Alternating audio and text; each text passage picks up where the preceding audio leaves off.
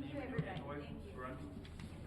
Thank you so much. Bathily? Cheers to Toronto meeting, but thank you for coming. Sure they will. I expect them to. Well, as you know, Burundi is a conflict and a crisis that this council has been tracking very carefully, I think more carefully over the last year, more vigilantly than the kind of oversight that the Security Council has ever shown to Burundi before, right down to of course, taking, as you know, a council trip to Burundi in the hopes that that could be a preventive measure, in the hopes that we could appeal to President Nkurunziza to respect the Constitution, to respect the Arusha Agreement.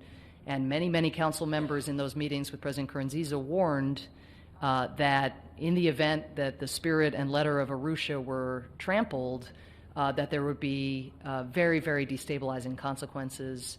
And we heard from civil society and from opposition parties just how fragile the situation was and how that could in fact be, a kind of match in a very dangerous situation.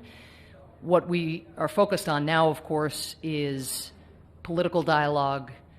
There have been horrible attacks on both sides, and nobody, whether they're in the government or one of the government's youth militia or any member of the opposition with arms, nobody should be carrying out the kind of violent attacks that have occurred. Not only are they inherently deadly and devastating for the lives and the families of those affected, but they are risking now creating a cycle of violence and a spiral of violence.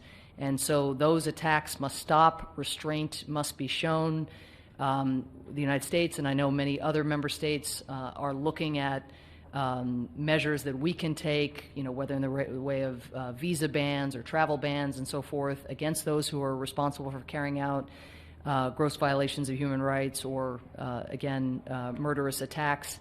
But fundamentally, there is going to need to be a political place for those on both sides upset about the violence or upset about the political conditions to channel their energies. And so it's extremely important that the government and the opposition show up at internationally mediated talks, whether that's by the EAC or by the African Union or by the United Nations.